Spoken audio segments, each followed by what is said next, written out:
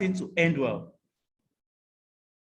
It's another thing to end well. So when you recruit this interest, you should also be able to sustain the effort.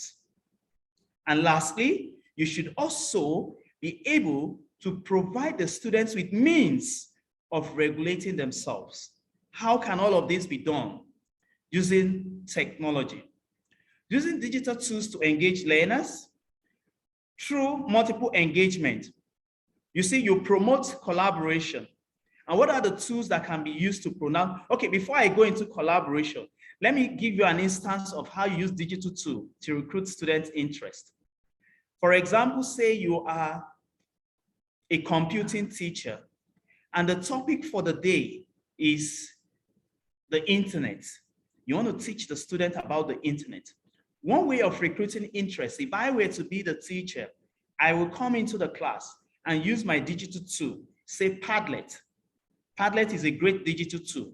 So I get Padlet and I create a Padlet and share the login with the students, the pin to the students to join. And I write a question. I said, how would life have been without the use of the internet? It's a brainstorming section. The students will rack their brain to state there clearly what they think life would have been without the internet. And because it is a digital tool, Padlet is just like it has a board display.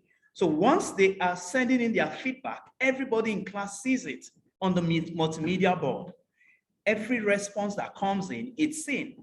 So the child is happy that, oh, my response is seen by others. And then conversation continues. That is how to recruit interest. Now, after recruiting interest, you sustain effort. In sustaining effort, I have talked about collaboration. I can go further to break my students or split my students into breakout sessions using any of the learning management system. I send them to breakout sessions in groups. Discuss in your group also what to any other point that you have to buttress your assumptions. And the students go ahead to collaborate, and thereafter they send the feedback. That's one. If I'm a maths teacher, I can use a whiteboard. A whiteboard is an open source that can be used by everybody for free. I share it on the system. I am solving an equation, and I am calling students also to complete it there and there. I can use class notes for schools that use maybe Microsoft 365. The class note is there. Collaboration can take place using class note or even Word Online. Microsoft Office Word Online, everyone can have access to it. I can say I'm teaching classes of food, and I just write the topic there, and I tell the student in groups, fill it. So the whole class is divided maybe into 5 groups or 6 groups, since I have 6 classes of food. And then each group will be, filling in what their response is. At real time, as they are filling it, the other groups are seeing what you're doing. You are seeing what the other group is doing. You are engaging the student. When you engage the student this way, there is no way they may not want to learn, because you are not in charge. They are in charge and taking responsibility of their own learning. Now, the next is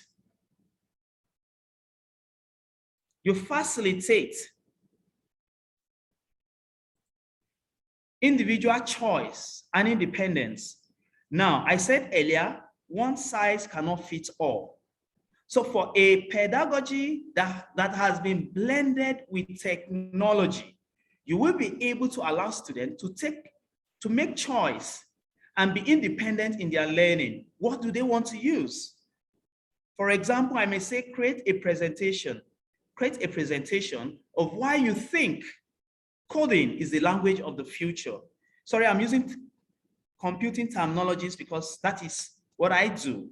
So coding is the language of the future. Create a presentation of why do you think coding is the language of the future? I can just leave it open like that. Why do you think coding is the language of the future? And I allow the students to use any of the digital tools that may interest them. Some may want to use video tools. They can record using our video recorders.